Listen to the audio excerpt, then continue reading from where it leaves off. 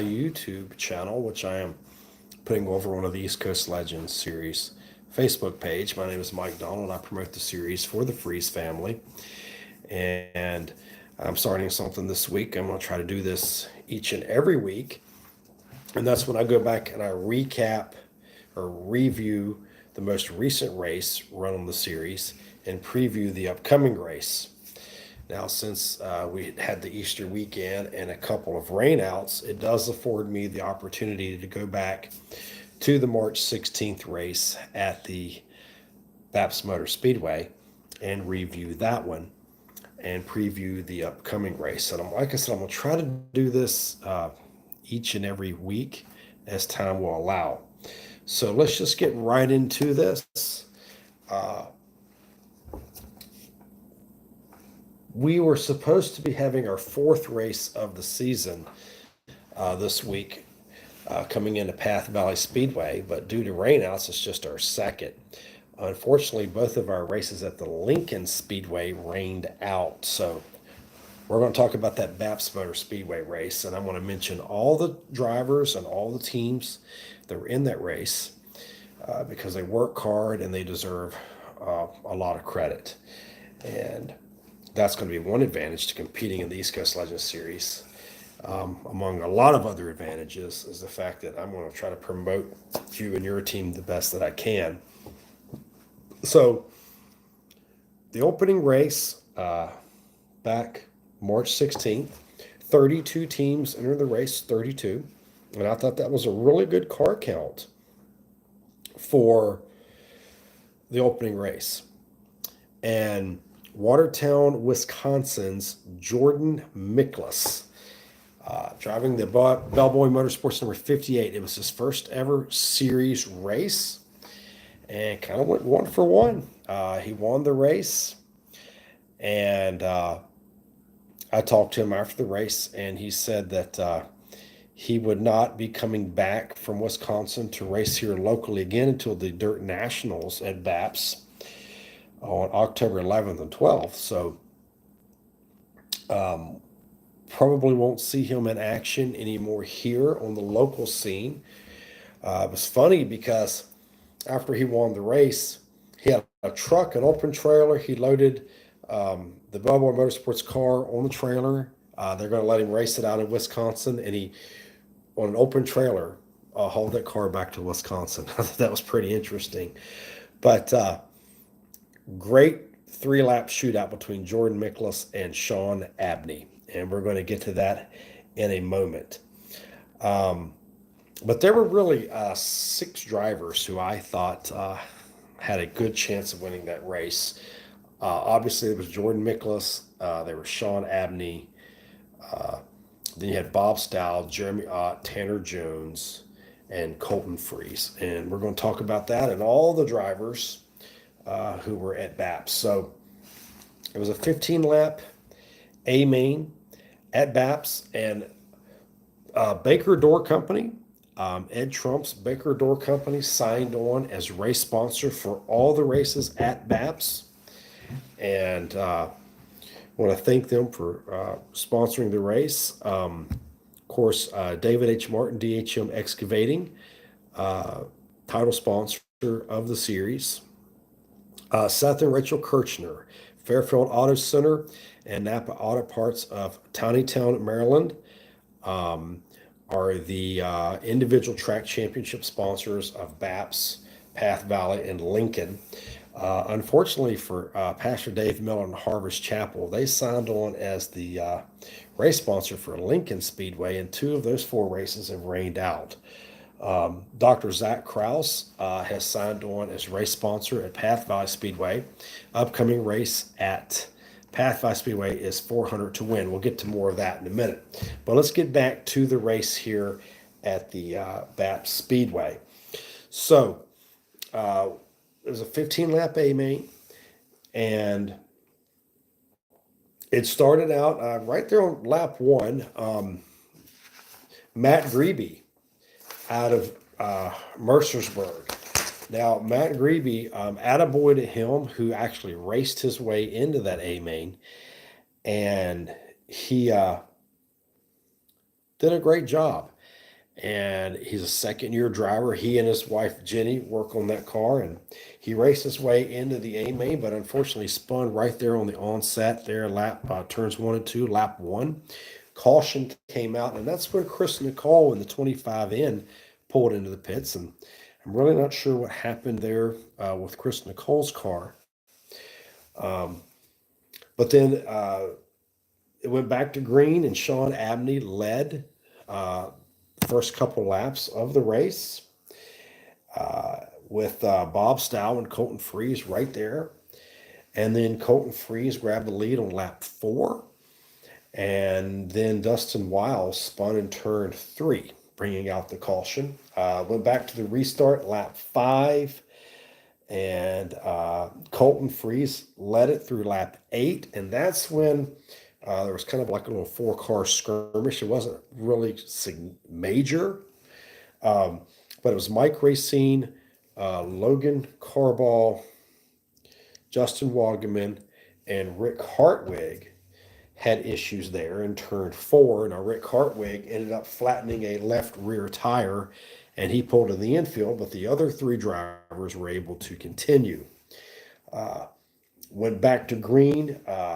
Colton Freeze led laps 9 through 11, and then that's when things got interesting there on lap number 11. Down the back straightaway, Colton was leading the race. Tanner Jones was second. They go into turn 3. Tanner Jones makes contact to the rear of Colton's car, spins Colton. Unfortunately for Colton and Jeremy Ott gets collected into Colton Freeze's car. And that ended Jeremy's night. You rarely, if ever, see Jeremy get caught up in anything, but he got caught up in an incident not of his own doings. But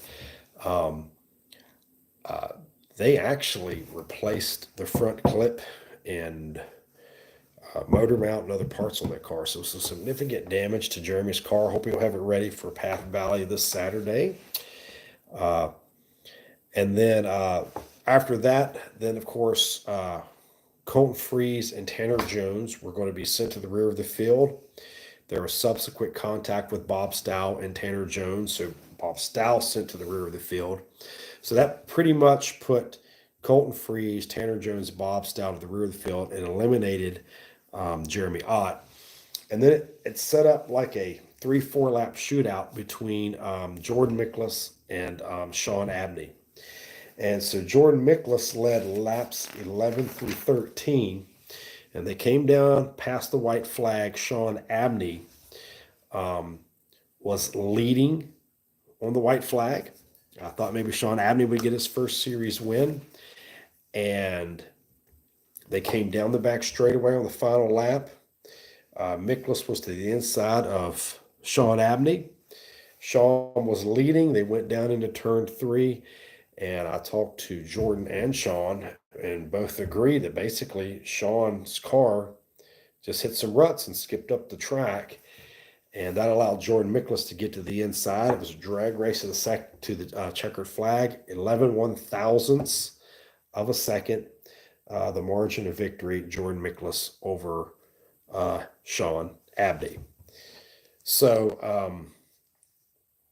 I wanted to give you the full field rundown. Steven Wurtzer finished 3rd. And of course, Steven Wurtzer started, 2, 4, 6, 8, 10, 12, 14, 16th. And I talked to his father, Gus, after the race, and they did some changes to that car after the heat race. And they said the car really just took off. It was really fast. And he raced all the way up to a 3rd place finish. Mason Chaney, a long-time campaigner with the East Coast Legends Series, in the Pastor Dave Miller Harvest Chapel Ministry Motorsports car, finished 4th. Logan Jones, who has not been in a Legends car in 2 years, he's racing the car that owned by Devin Freeze that Devin raced to the championship last year. Logan started way back, 2, 4, 6, 8, 10, 12, 14, 16, 17th, raced all the way up to 5th. Great run by Logan Jones. Wayne Dutterer, who has been magnificent ever since he started racing Legends. He moved over from street stocks and he caught on to this right away. He had a great sixth place finish. Roland, North Carolina's Jake Locklear made the 8-hour tow up to compete with the East Coast Legend Series. He started 22nd after finishing second in the B main, raced all the way up to seventh, and he won the $35 Crescoville Auto Service Hard Charger. Mike Racine, as I mentioned, was involved in that early skirmish, raced his way back to eighth. Logan Carball won the B main. He was put in the B main due to an incident involving he and Logan Jones. Now, Logan Jones raced his way in through the A main, but that contact, it was some significant damage to Logan Carball's left front suspension. He and his father Steve and team fixed that. They went back out, started the B main, won the B main, and then he started 21st in the A main, raced all the way up to ninth. So salvaged a good solid ninth place finish. Scott Montgomery had a good solid race to round out the top 10. Corey Phillips was solid in 11th. Justin Wagaman, who was also involved in that earlier race incident, finished 12th. Colton Freeze, as we mentioned, salvaged 13th. Tyler Rampmeyer, last year's Rookie of the Year, was 14th. Tanner Jones, we talked about, 15th. Brian Rampmeyer, 16th. Kelby Freeze was 17th. Hunter McElroy, 18th. Bob Stile, we talked about Bob, finished 19th. And then, of course, Matt Grebe, the last car running on the track at the checkered flag, was 20th. The last four drivers placing 21st through 24th did not finish. It was Jeremy Ott, Dustin Wiles, Rick Hartwig, and Chris Nicole. And I wanted to go in and mention the folks who did not qualify. Dalton Freeze finished fifth in the B main. He was the first alternate, but wasn't able to start as all 24 original qualifiers answered the call. Also, unfortunately not qualifying, Donald Stout. Kirk Martin, owner and CEO of D.H. Martin Excavating, the title sponsor. Dave Benner making his first visit to BAPS Speedway. Eric Hurst, Vincent Weinrich, and rookies Dolan Dronberg and Alan Fittisop. Unfortunately, did not qualify. Those were the 32 teams and drivers in the opening round there at BAPS. So quite an exciting race. Close finish. Could have been one of six drivers. And Jordan Miklas won. That was Jordan's overall 20. Oh, that was his first series win. It's his overall 25th Legends victory. He's a 5-year veteran. And congratulations to him. But good, solid run by a lot of drivers, and good to see a lot of drivers, have some good races and some good finishes there. Again, we mentioned Baker Door Company, Harvest Chapel, D.H. Martin Excavating. We mentioned Fairfield Auto Center and Napa Auto Parts of Tawnytown, Crescoville Auto Service. And then that leads us to Dr. Zach Kraus, veterinarian here in Pennsylvania, who is the promoter of Path Valley Speedway, putting up some extra money for the upcoming Saturday race. $400 to win for the East Coast Legends Series race this Saturday, April the 6th at Path Valley Speedway. And on the card there, Wingless Super Sportsman, 270 micros, 600 micros, Thundercar, Strictly Stocks, and of course the East Coast Legends Series. Gates will open at 2, warm-ups will be at 4. So that'll be round number 2 of the East Coast Legends Series. And of course, with Jordan Miklas probably not in action, obviously, this will open up the door for another new face in Victory Lane for 2024. So we appreciate all the support. that the fans and the teams are giving us. And hopefully with these YouTube videos that I'm going to try to do each and every week that I'll put on the East Coast Legends Series Facebook page, try to give a lot of the teams and drivers a lot of extra credit and publicity and promotion that they'll get in the East Coast Legends Series by competing in that series. So I want to thank you for watching this, and just click on that thumbnail that you see, that thumbnail up there. This thumbnail for this video was Jordan Miklas, a picture I took of him standing beside his car in the pit area right after he won the race. So, and then we'll see what happens at Path Valley this Saturday, and we'll continue to move on from there. So again, I'm Mike Donald, promoter of the series, promoting it for the Freeze family, and I thank you for your support. Have a great night. Take care.